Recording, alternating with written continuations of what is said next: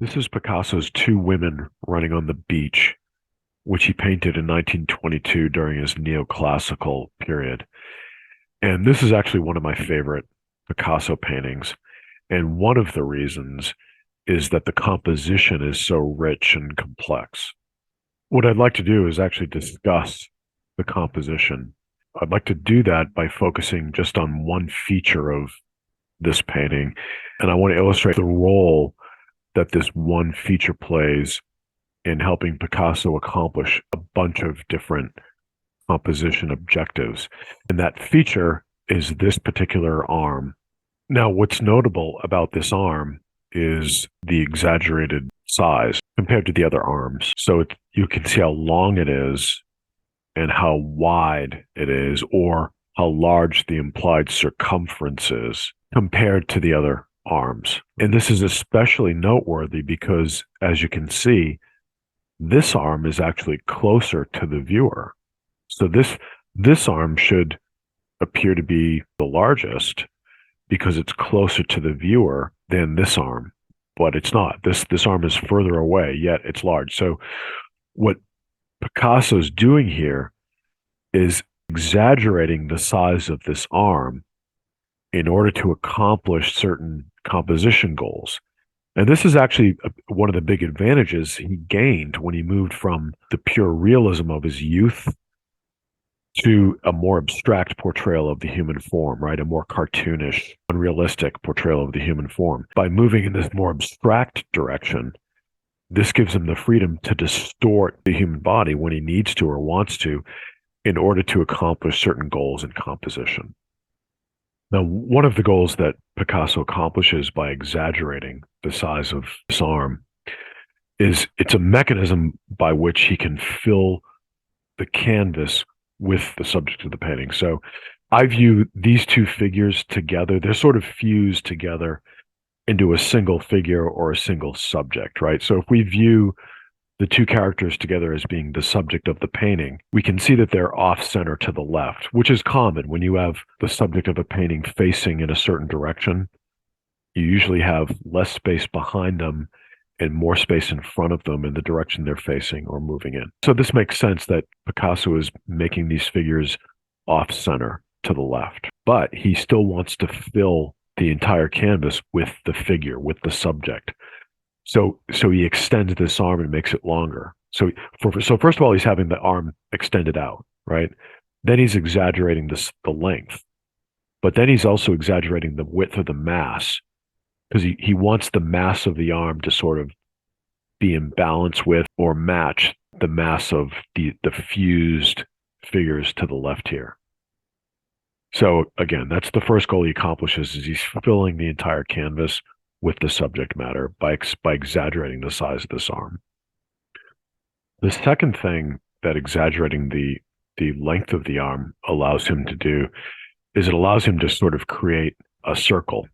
It's a common thing for artists to arrange their subject in certain geometric form. The circle represents psychologically its wholeness, and this wholeness means harmony. So from a composition standpoint, if you can arrange the subject matter in geometric forms, unconsciously the viewer will perceive it as being harmonious, or they'll view it, they'll see a harmonious quality to the arrangement of the subject. So by lengthening the arm, he allows this circle to be completed, and it lends a more harmonious sense to the composition. Now, I mentioned at the beginning that I like this painting because the composition was complex. So that's what we're going to see right now. The geometry that Picasso brings to the painting is multifaceted. So he does create the implied circle. He's also creating an implied triangle. And one thing that allows him to accomplish this is exaggerating the length of this arm. So if we look here, this arm, and then cutting through the edge of this arm, cutting through the neckline along this arm, and we extend it naturally to here. Then there's an implied line here, and we get cues. So you get the bottom of the finger here, you've got the top of this cloud, cuts through the waist, through the nipple of the breast, continues to the lower edge of the arm to the end here. And then we have an implied line here, which is created through connecting these cues. These are basically dots that, when connected together, form the line of the side of the triangle. So we've got the fingers. He intentionally arranges these clouds to create these dots or cues. So you got the edge of this cloud, the edge of this cloud, and then up to here. Something else Picasso accomplishes by extending this arm and creating this triangle is he uses this as a mechanism for centering the subject. So we established early on that the subject of the painting, these two figures fused together as one, is off center, right? It's to the left of the painting. I'm sorry, to the left of the center line. So I've drawn a dotted line at the center line of the painting. And you can see where these figures are fused. That's sort of like a center line between them.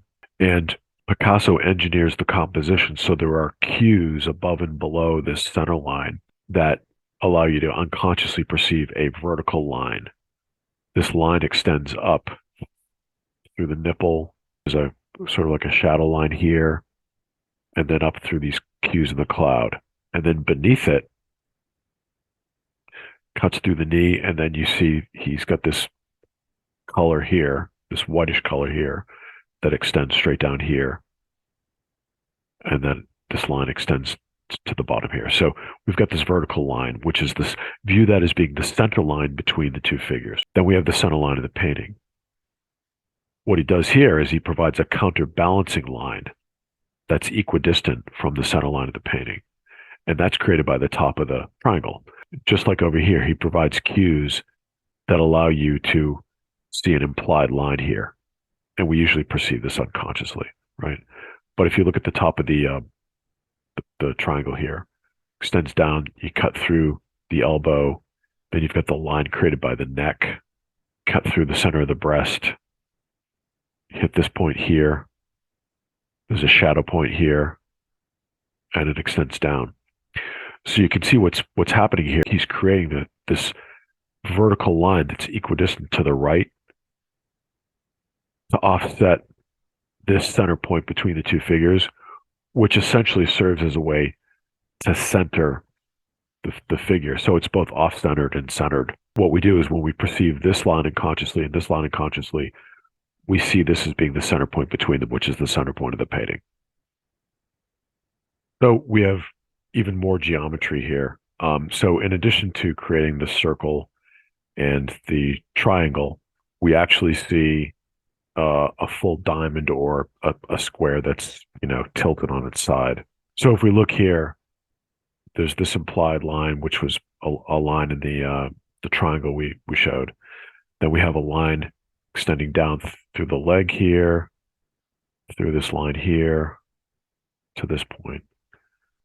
We have a line coming down here through this line, through the ankle to here, and then this line. So it's a little rough, but basically he's layering on more geometric complexity. And this, again, is assisted by extending the length of this arm, the size of the arm. My final point is that another goal that Picasso accomplishes by exaggerating the size of this arm is it provides a mechanism for him, or an anchor that he uses to help effectively and powerfully relate the subject to the frame of the painting. And here's where I'm coming from with this. A really good artist will relate from a composition standpoint, they'll arrange and engineer the subject of the painting so that it has a relationship with the frame of the painting. It looks more complete, more whole, more harmonious. It's more complex. It's another dimension of composition, right? Another layer of composition. When you relate the subject to the frame, you can either relate it to the horizontal and vertical lines of the frame or to the corners. Picasso does both always with his paintings, but I don't want to talk about the corners right now. I'm just focusing on this arm, and the arm is helping the painting, it's helping the subject relate to the horizontal lines of the frame. So just quickly to review, Picasso in this painting does create a number of vertical lines. We've already talked about a few of them, right? We've got the center point here. We've got this point here that goes up to the top of the triangle. He lines these things up, so that creates an implied line. He lines up the wrist and the foot and some cues here and the clouds to create an implied line here. He lines up the edge of the fingers, the ankle, and the foot here, and some other cues to create a vertical line here. He doesn't have strong verticals, but he has several implied vertical lines that combined create unconsciously a vertical emphasis, right? A relationship through the repetition, a relationship with the vertical lines of the frame. Now, the most powerful relationship in this painting to the frame is the horizontal, and that is accomplished largely because of this arm. So by making this arm so large, so thick and so long, he's creating a sort of an anchoring mechanism that he uses to help relate the subject to the horizontal line of the frame. So you can see this is sort of like an anchor, and then you see all these horizontal cues repeated over and over again throughout the painting. A really creative one is the hair. So you can see he engineers the hair so it's creating strong horizontal forms. This horizontal form of the hair almost echoes this horizontal form of the arm. It's got a lot of mass and it's thick, just like the arm. But he does this with the clouds. Clouds can have a lot of different shapes. He makes these have horizontal shapes, so they repeat the horizontal line of the arm. You've got the water line here. You've got some cues here with brush strokes and color. Horizontal lines here on the sand. Horizontal lines here, the shadow in the sand. Even the way that he engineers the head here, so it's looking straight up. You've got sort of like a horizontal line of the face with it looking up.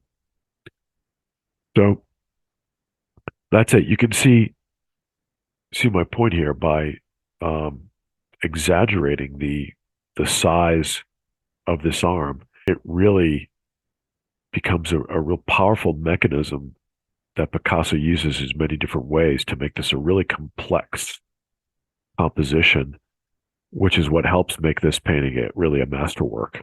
So if anyone has any comments, I would love to hear them in the comment section below. Thanks very much.